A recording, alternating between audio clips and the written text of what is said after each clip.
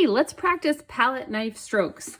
I think practicing these is fun, first of all, but important if you want to get the hang of them before you start trying to create your beautiful work of art. Yes, I am going to be using canvas, and you can too, or you could practice right on your glass cutting board. That is also an option. The only reason I'm not doing it is because mine has a design and it's kind of hard to see. So I am going to be using, and I suggest you use just plain old, a mixture of your two materials, not adding any color or anything. That way you're not going to color your canvas, and you can just easily scrape it off and start over again. So I'm getting my kind of 1-to-1 ratio here, roughly. Looks like overall I've been using more gloss than I have modeling paste. I try to keep them pretty even in my buckets. Do you need this much? Yeah, sure. This is probably a good amount. I'm going to take my buckets out of the way. I have glopped that on to the board, and I'm going to use one of the palette knives that I don't really use to make the shapes. I usually use a different one for mixing. I'm just going to get these uniformly mixed. If I was adding color, this is when I would do it, but I don't want any color. And then we will just do some different techniques using our different palette knives and trowels if you have them. Tile trowels. So I said in the previous video, I am most likely to use this palette knife and this palette knife, and I'm going to show you the ways that I generally use them. Let's start with this one. So when I use this palette knife, I am making a shape from the tip here. So when I dip it into the material, I'm grabbing it like this. When I use this palette knife, I use it two different ways, but I generally scrape it this way. But for this one, I do it this way. And then I'll show you. Let me bring, this might be a bumpy ride. Let me bring this lower so you can really see what's happening here. Okay, so if you have the little wings like that, this can happen. So you're pushing down and pulling back. So do you see how it made that wing shape there? What I usually do is I'll go over here and grab just on the tip, just like I did, but then I will take my finger and try to round it off like that. Here's what it looks like on the bottom. And then that way, when I make a stroke, oh, well, I'm having to eat my words here because I still got a little, I don't really care about the absolute perfection of things, but I know some people do care. Let's try again. So I have this material, and then I'm going like this. There we go. That's a nice round one. Same thing goes for the sides. If you have it like winging off the side like this, I'm intentionally trying to make it do that, and then you make a stroke when it's kind of all over like that, well, then you're going to end up with it all over like that. Which sometimes as I go on, if I'm doing a big painting with a lot of these strokes, whew, it's hard for me to keep it relatively neat. All right, so I'm just going to encourage you to keep practicing. So as I mentioned, I'm just dipping that tip in, and then a lot of times I'll wipe off the front too, and then just go like this. You could use, if it bothers you to get material on your fingers, you could use, I just did that backwards, a cloth or something else, or wear gloves. So I'm dipping. I've totally messed this up because I'm trying, this is what happens. I can't think and paint at the same time. When I paint, I just have to let it kind of happen. So I'm trying to explain, I get confused. All right, so I'm just loading up the back of my palette knife, and I'm just gonna practice. You can smush it all the way down if you want to. You could just do a little smoosh. You can layer them on top of each other. You can use this kind of stroke to make a little flower. Like if you wanted to go in a circle, you could do like a stroke there. You could do, it would probably be better if you actually like measured, like drew a circle out, or had another way to keep yourself on track, but I will show you nevertheless. You can just kind of go around like this, making a circle of petals. And you could continue on around the circle. And you can see I'm getting a bit too much on there. So I'm scraping on my finger, and then I like to clean up the bottom of the knife because it can make, hey, I still don't know what to call them, tails. It can make too many little extra things that I don't want. I want it to be pretty smooth.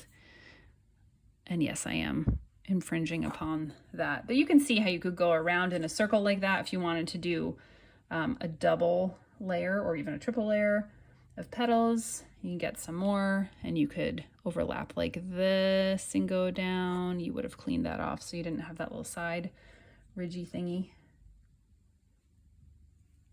And then you could do one here like that.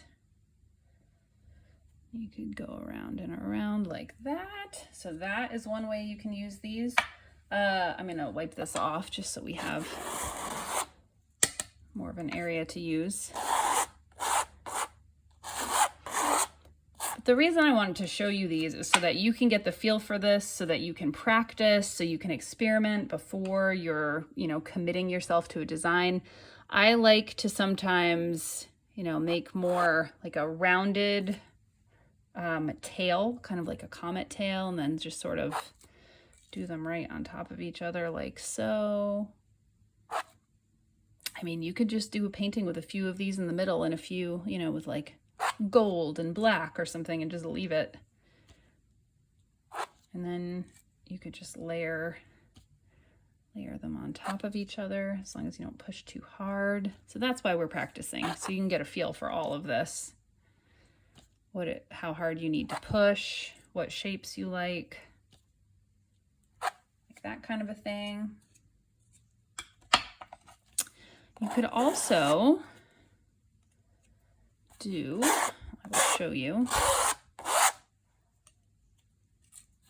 I mean, once you start playing with this, hopefully you can hear me over the scratching. Once you start playing with this, you will see that, you can just do whatever you want and experiment however you like.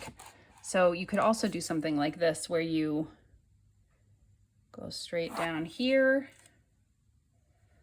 and then go like straight across that way, and then go straight down like that, and then go straight across like that. Just kind of making like a little, I don't know, almost like I wouldn't call it a basket, but you can just really do all sorts of different cool stuff. Like that kind of a thing. And just go back and forth between your sideways and your horizontal and your vertical strokes. Make something like that. The other thing that you can do with this, and I'm going to show you more of this in a future class, but if you have a layer of, let's say you've spread a layer like this all over your whole canvas, and you've kind of, smoothed it out like that, you can use this palette knife to go like this. You can do different lines with it, just abstract kind of designs with that end of the palette knife. So that is our, I guess, round tipped palette knife. And now I will show you, once I scrape this off, I will show you what I do with this, I don't know if this is my favorite palette knife. It would be like choosing a favorite child. I only have one child, so that's easy for me. But I have many art supplies, and I could never pick a favorite. Okay, I'm gonna move this over a little and move this over a little so you can see what I'm doing. So I'm just smushing this all back together so it's all in one kind of uniform pile. Okay. And I'm wiping off the bottom of the palette knife. So here are some different things you can do. You will probably load up your palette knife like, could you even see what I was doing? Let me move this up a little more. Okay, so you're holding your palette knife like this, and you will grab and pull. Now, this is similar to using that other palette knife where if you have like a wing off the top or little wings off this way, when you put it onto the palette, that will probably show up. So you can hold the palette knife this way and make a neat little sort of petal shape. I might have had a little too much on the end here to get that perfect petal shape, but I'm going to go back and grab some more, and you could do like another flower kind of thing. Go around in a circle. This is also an opportunity for you to experiment with how much material you like to have. Like if you have like a big glob like this and you do it. Oh, well, look, I took it out of the frame. I'm going to do that again. If you have a big glob, okay, see how I have that wing on the tip here? This is what happens. You see how it has that? That is not an issue. I'm just making it, like I do have a little one on there too. I'm just showing you. So you can make bigger and smaller kind of petal shapes depending on how much material you have. Now I've tried to clear off so I don't have that, that wing on the top, and I'm gonna do petal here like that. Ooh, aren't those pretty? It's so satisfying. It is so satisfying. And then this is how I make some of my paintings that have shapes, like wave shapes and stuff.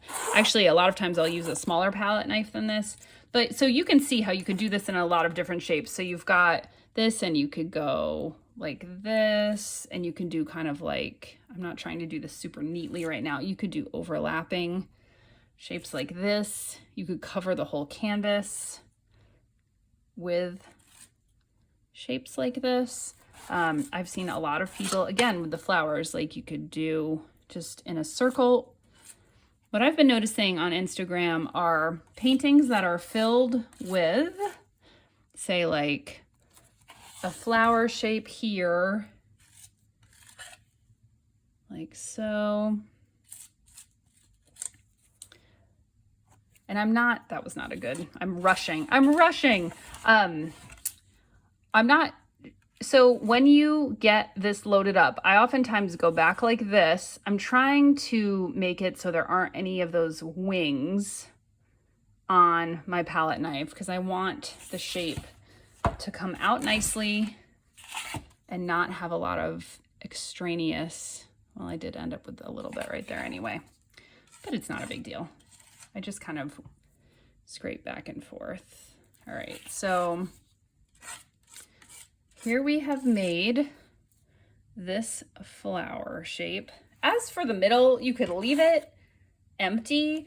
You could try like using the tip and doing a little shape. Sometimes I like to, I didn't mention this with the materials. Sometimes I like to put material, the acrylic medium into like a plastic, not a Ziploc bag, but that would work too, but like a frosting tip bag. And then you could put little dots in there or use a frosting tip and make a little smush in the center. So I've seen a lot of paintings where the whole thing is covered with flowers like this, and then kind of in between the flowers, filling in the space, they'll just have like petals like that. And you can do different colors and stuff. So that's really pretty. So that is one way to use this shaped palette knife. And if you get a set with multiple shapes, you can make bigger and smaller petals, which I'm just going to assume you have the basics, and that once you see what to do, you'll just do it. The other way to use this knife is you load it the same way. So this one's getting messy. I'm going to wipe off the top, and then I go back. I don't want this to fall, and kind of wipe this way just to make it so the edges are relatively clean. The other thing you can do is hold your palette knife. I'm holding it sideways, and you can go like this and make kind of a smush like that. And that can be fun. You can kind of like put these up against each other. I have to say, I think I prefer holding it the other way and making the other shape. And I'm not being careful here, so I'm getting all these little wings. But I don't know, that's kind of cool. You can do different stuff with that. And same thing, you can use this. These are really better for flattening this kind of thing out, but you can use the tip of this kind of palette knife. I'm going to clean it off. You could use it to make little shapes like that. You could use it to make shapes more like that, or even shapes like that. You could use just like the side of it. I'm sure as you play with this, you will figure all of this out and more. And then the last thing I wanted to show you, man, that scraping sound, is what I've been doing with my tile trowels. I'll show you in the next and last segment how to use the tile trowels to make arches and stuff. But the other thing I've been doing is I'll take, you can use any of the sides. I've been experimenting with different ones, but can you see over here, I'm just grabbing a load of paint like so. And then I've just been doing these cool, like, just sort of grabbing and like scraping down. I just think if you're looking for some more like contemporary abstract art, I find this really satisfying. It covers quickly. And I just keep loading it up and just sort of going back and forth. And you can make like a really cool kind of abstract, just, you know, you could make it colored, or I do gradients a lot, just kind of like a white abstract painting, just like that. So those are some palette knife techniques. I hope you have enjoyed this, and we'll be back for one more in the free series where we'll make some arches and do some different stuff that I have seen out and about on the Instagram lately.